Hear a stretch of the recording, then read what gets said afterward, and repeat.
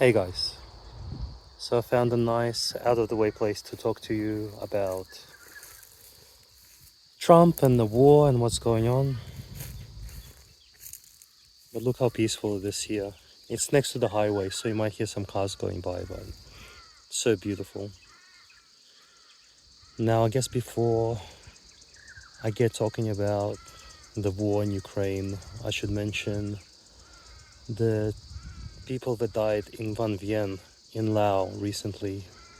A lot of people have probably heard about them. It was two girls from Australia who were only 19 that passed away. And I'm not sure if I mentioned in the video that I was sticking to beer while I was there, and that Laos, as well as a lot of places in Southeast Asia, aren't kindergarten like Australia. They don't hold your hand there, which is good, but it comes with the bad, which is you have to think for yourself. You have to have your wits about you. You have to you take your life in your hands. So while I was there, for example, the roads were terrible. I hopped on a scooter there, and a pothole jumped out at me, and I managed to scratch up my arm and damage the scooter a little bit, which they charged me quite reasonably for.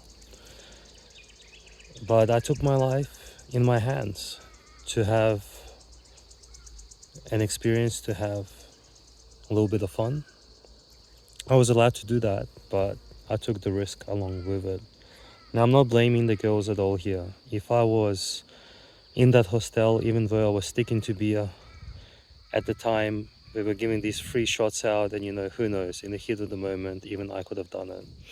But certainly someone who's like 19, who doesn't have any life experience at all, this was probably the first trip overseas, they can't be blamed for it at all. And it's just luck that they ended up picking that place at that time and had that. It's probably just the one tainted bottle that everyone ended up drinking from. Now, if you don't know about methanol, I've actually had methanol poisoning in Vietnam, a very mild form, that I didn't have to go to hospital for or anything, but it's added to a lot of alcohol, not only in Southeast Asia, in Europe as well. And the people at the hostel probably wouldn't have known. I don't think they deliberately spiked it there. Although, who knows, but I doubt that's the case. I think they just got it from a supplier somewhere who would have added methanol to increase the alcohol content in a cost-saving way. That's just what happens there. Now, if you add methanol, all alcohol contains a trace amount of methanol anyway, and the reason why it doesn't do anything is because generally the ethanol level in the alcohol is high enough that your body metabolizes the ethanol first, and that gives you time, your body time to process the methanol as well. Now, it's all poison at the end of the day, it's all harming you, but because it doesn't harm you all at the same time, it actually lets you metabolize the methanol as well, and you come out the other end, fine. If you put too much methanol into it, that's when you have the trouble. But the actual cure for methanol, if you suspect you are poisoned by it and you are traveling, there's some alcohol there in a bottle. Something like this would actually be quite good to carry around. Have a little bit of alcohol with you if you plan on drinking spirits, which I would not recommend. I would just recommend sticking to beer and opium and heroin, whatever else we have going there. Yeah, just stick to beer, especially in Laos. The beer is amazing. I love beer Lao. It's like the best beer, better than the Thai beer, in my opinion. But if you are gonna drink spirits, or maybe even if you say you want to help someone, if I ever go back there, if I ever travel again, I'm just gonna buy a small bottle to carry with me of legitimate spirits, something that is 100% the real thing, so from a duty-free shop or something. And if you suspect someone is poisoned by methanol, my experience was that my vision started to go really blurry, and actually wasn't drunk at all after drinking it, but my vision was really blurry. I felt really sick. It just felt different. You just have to trust your gut. So if something feels off, it's counterintuitive, but actually drinking a decent amount of spirits. So if you have like a 40% bottle, I think they come in about 200 mils. That's probably 50 mils there. But you can get the duty-free ones, which are about 200 mils at the airport. Drink the whole thing. Like just drink that 200 mils. I think that's about the right amount to help your body begin to process the methanol. And then you have to kind of continue, keep up the alcohol level, you know. But it'll give you some time to get some professional help.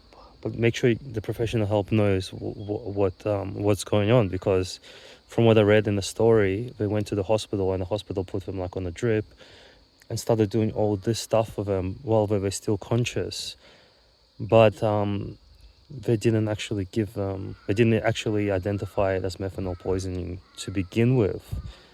And if they actually caught it, they could have actually still been alive, which is really, really sad. And hopefully now they will know, the hospital will know. I think everyone will know. It's not like I knew about methanol poisoning, but I didn't know exactly how it worked until I read about what's happening now, like read about it properly. So now I guess that's all I have to say about that story. It's absolutely tragic, and my heart goes out to the people there. And again, it was just basically chance of them specifically picking that hotel at that time and that moment. And unfortunately, they've had a lesson that they won't be able to learn from, which sometimes happens. You know, sometimes you get lessons that you learn from. Sometimes you get lessons that you don't get another chance.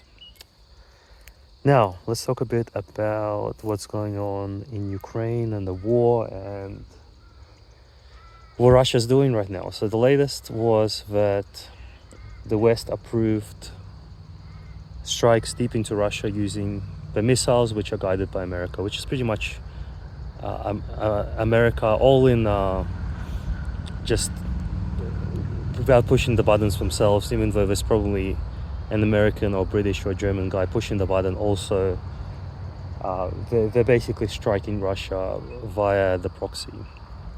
And you're not supposed to do that without consequences. But unfortunately, what's been happening so far is Russia hasn't demonstrated any real consequences.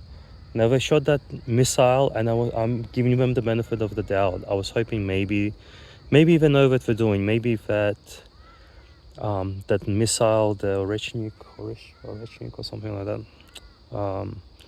Maybe that missile would act as a good deterrent for the West. I definitely had my doubts about it, but I gave it the benefit of the doubt, but it seems like it hasn't actually worked, which is what my initial thoughts were. And I really think that the only thing that will kind of get NATO to take notice and take a step back is that if they are hurt directly, so Russia has to really hit something in a NATO country.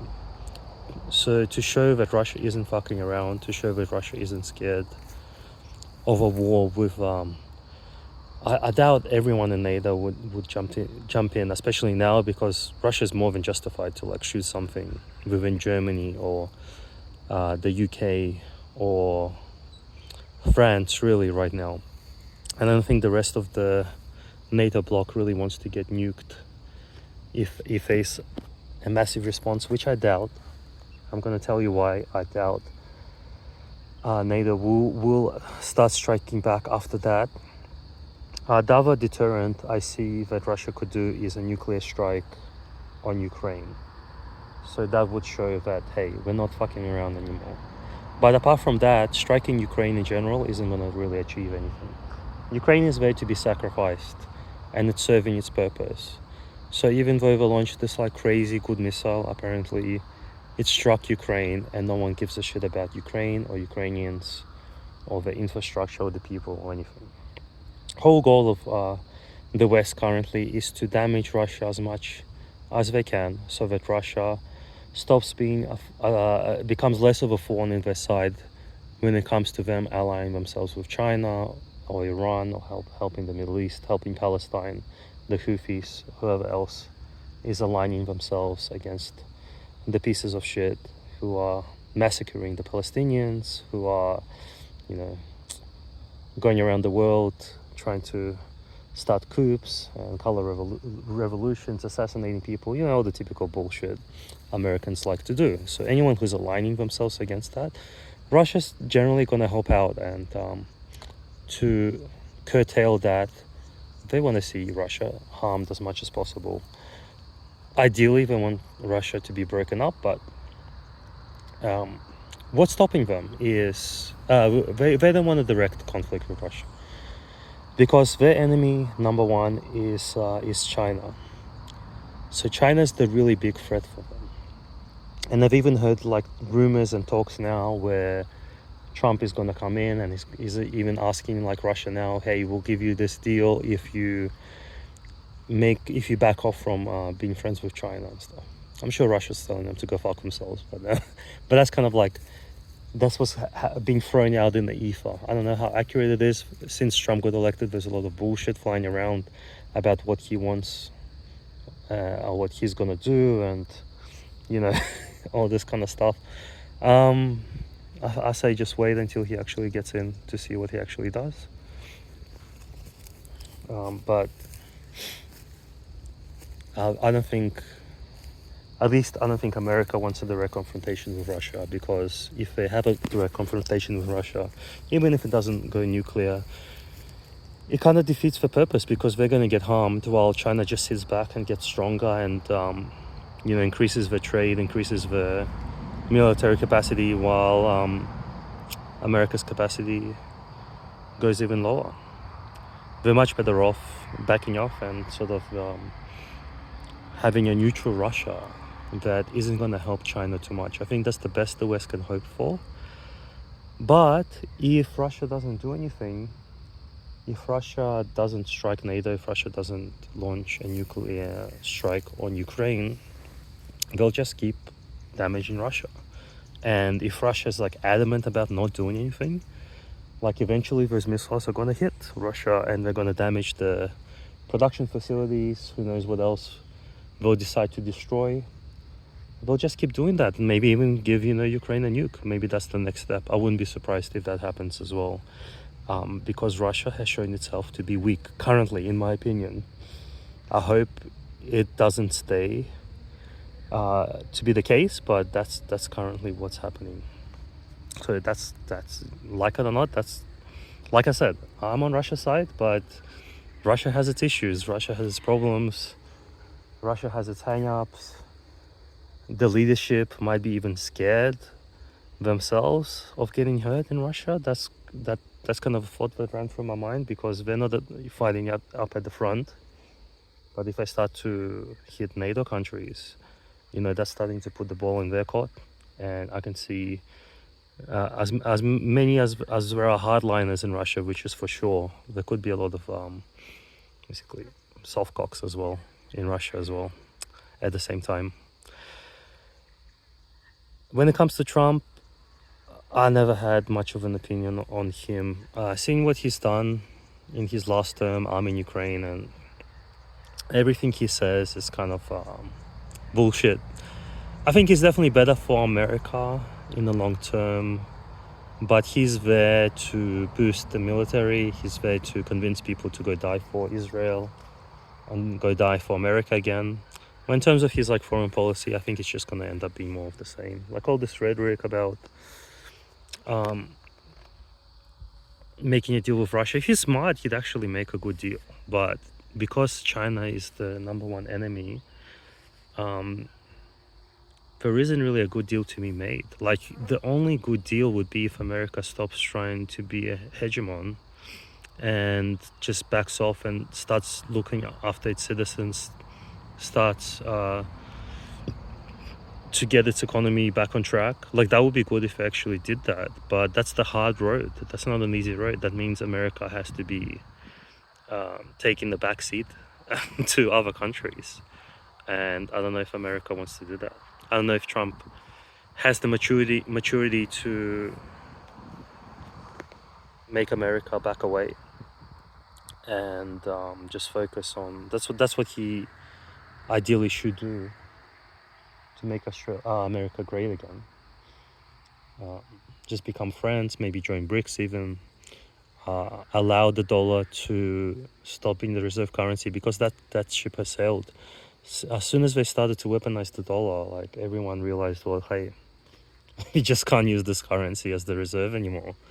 Yeah, America just fucked up so bad, and they dug themselves into this hole.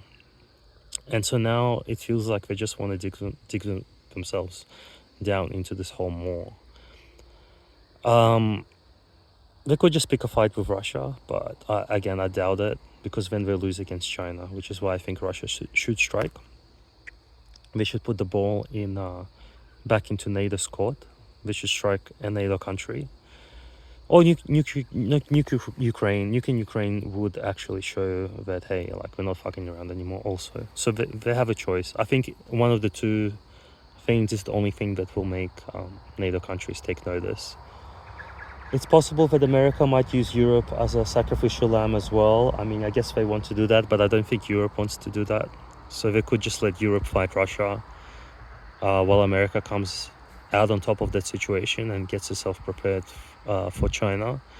But then they'll be losing out on a pretty strong ally in Europe as well, and it will cause a lot of chaos in the world, and that chaos is mostly going to be directed towards the Western world. So it's probably not a good idea, but I can see that scenario playing out. I feel it's worth the risk. I think at this point, Russia can't just sit back and let the West continue to escalate and continue to start destroy their production facilities. Because eventually, if your production facilities are getting destroyed and you can't strike the other person back, you're going to lose. So you might as well sign the surrender. If you're not willing to do that, that's you might as well just surrender or sign a peace deal and call it a day in that case. So now where we're at is Russia's hand has been called, and we're going to see if they're bluffing or not, or if Russia is just going to pretend the storm shadows and attack them that are flying at them constantly now, or will start flying constantly at them fairly soon, that it's not a big deal and we're shooting them down. And there's a few offices here, and there's like a weapon cache getting destroyed over here, and they could also do that and maybe still win, but it's gonna damage them quite a lot, and that's what NATO wants. So in that scenario, NATO still wins. I'm not talking about Ukraine. It doesn't matter if Ukraine becomes a smoldering hole in the ground, as long as NATO countries don't get hurt or destroyed. It matters not at all what happens to Ukraine. Like they'll talk how they care about Ukraine, how Ukraine is suffering, but it's just they're just giving lip service. And it's crazy how Ukrainians are so fucking stupid enough to fall for this shit, like to throw themselves on the sword. I guess a lot of men are just stuck, but you did have 14 years to get out. Like, you did have a precursor, and I think everyone in the West, I'll leave you with this, I'll finish my rant, that right now people have been giving a warning. So if you live in America especially, I think America's going to be called off to war, probably with China, maybe the Middle East, like Iran.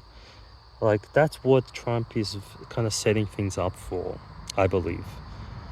And this is your opportunity. You've got maybe 7 years, maybe less than that, like, who knows.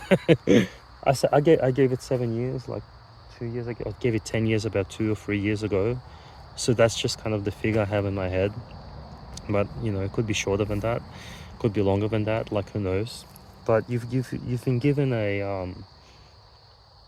you've been given a chance to get out, to start a new life somewhere, even just to travel as much as you can. So go part-time in your job, or do something like that, or start working remotely, so that at least the majority of your time, or half your time, you spend overseas. So if shit goes down in America or Australia or somewhere like that, or the UK or France or Germany, you have a 50% chance, say 50% of your time you're spending overseas, you have a 50% chance to be safe.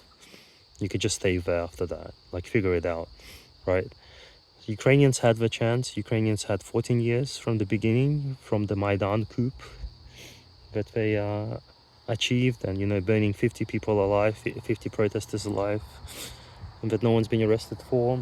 You know, there's they had the warnings. The men had the warnings, and they decided that Ukraine was still a good place to stay, and now they can't leave.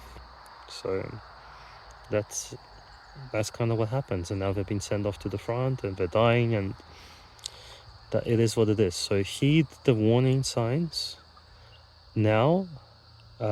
Realize that you, me, we're all living in a very shit, unethical, amoral place. Australia, anywhere else, even though it's nice, the nature in Australia is beautiful.